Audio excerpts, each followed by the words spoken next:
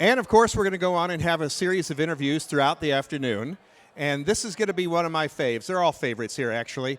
But this one's going to be fun for all the people near the big screen and sitting at the tables, maybe having a nice little lunch. We want you to make sure that you make a beeline over to Wundergrubs. You'll see the camera. You'll see us standing over here if you happen to glance to the side, because this is going to be your dessert this afternoon. What you're eating now, you're going to be eating grubs, because I know I'm going to be eating grubs before this is all done. And with me right now are the co-founders of Wundergrubs. They're out of Atlanta, Georgia. I'm with Kareem Nelson and Akisi Stokes. And let me tell you what, in just a couple of years' time, they've taken this idea and started to really expand it. So tell me, why is it important that Georgia begins to produce mealworms that are edible? Mealworms are very sustainable. They use less water than other types of meat.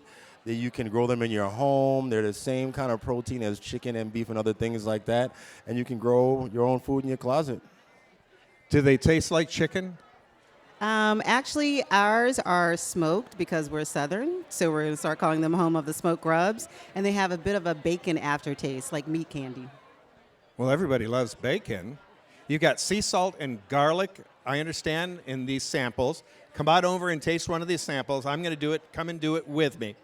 So mealworms is a concept. This is a concept. You just went through a challenge, a 12-month challenge, I understand. Actually starting it. Oh, it's just starting. Yeah. Tell me a little bit about that. Yes, City of Atlanta, it's an inaugural IoT Atlanta AgTech Challenge, started this year, and they did a nationwide search, and we're one of 9 recipients who actually won a shipping container that we're currently fabricating right now in the Weston area, and we have 12 months to actually proof of concept how to grow and harvest, showcase to people how you grow mealworms, how do you eat them, what are the sustainable benefits of them, and we'll be located at Piedmont Park, adjacent to Park Tavern, in about a month and a half. Wow, that's nice. And now tell me, they're mostly protein, and what else?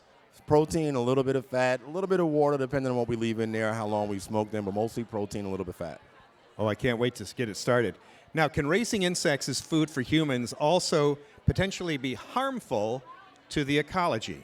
Yes, so we're looking at the same way we've talked about large commercially raised livestock, and I grew up on a farm, so I understand from rooted to tutor, farm to the table, but we want to make certain we're not replacing, sustainability of growing insects with hurting the ecology. So there is a tipping point, so we are very sensitive to that, what type of insects are being grown here and how. That's really interesting. What are the benefits of eating mealworms in general? I know we can use them for fertilizer. Now, how am I mixing this sentence with fertilizer and then talking about eating them at the same time? Well, the same way that people think about organic ways to grow food, mealworms is an organic way to do proteins in different kinds of ways. So they can help you compost food, but also you can take your scraps from your table, your potatoes, your broccoli, and things of that nature, and feed them to your worms, and then in turn eat the worms also. So it helps you turn them over a couple different times. Wait, we're recycling the broccoli through the worms, and then we eat the broccoli through the worms. Now I've heard it all. Now I've heard it all. But this is also good energy-efficient food for animals if you've got livestock. Yep, you can use them for birds, you can use them for different types of livestock. We're trying to figure out what the ratio is, what you have to put into them to get out. But you can use them in place of non-organic stuff or artificial things and things of that nature also. This is crazy. Now, you started this in your home. You're together, partners for life, as you said. And when you say, make me some grub at night, is this what you're talking about? Yes, we have to clarify. So we get the question all the time. Do you eat them? We make chocolate chip cookies out of them. That's how we got started, introducing them to our market. Our daughter and her friends love them. We've done flatbreads. We've done sushi. We've done tacos. And we've also used their frass, or their poop, if you will, for fertilizer. So they're 360 degrees recyclable. You can also use them to eat through low resin plastics and also newspaper.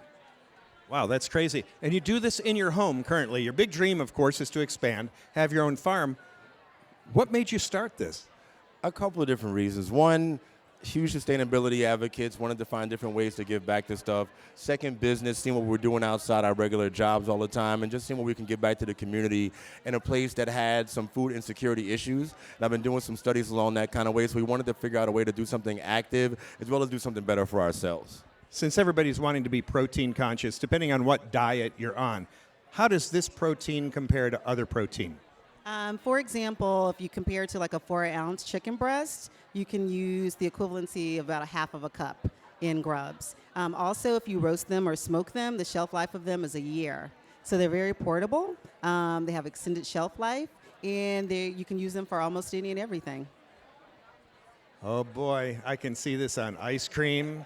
I can see this on hot dogs at the ballpark. Yes. Okay, Yes. All of that. smoothies, Yes. Morning smoothie, Soup, salad. soup, salads. I can understand the whole salad thing. I can.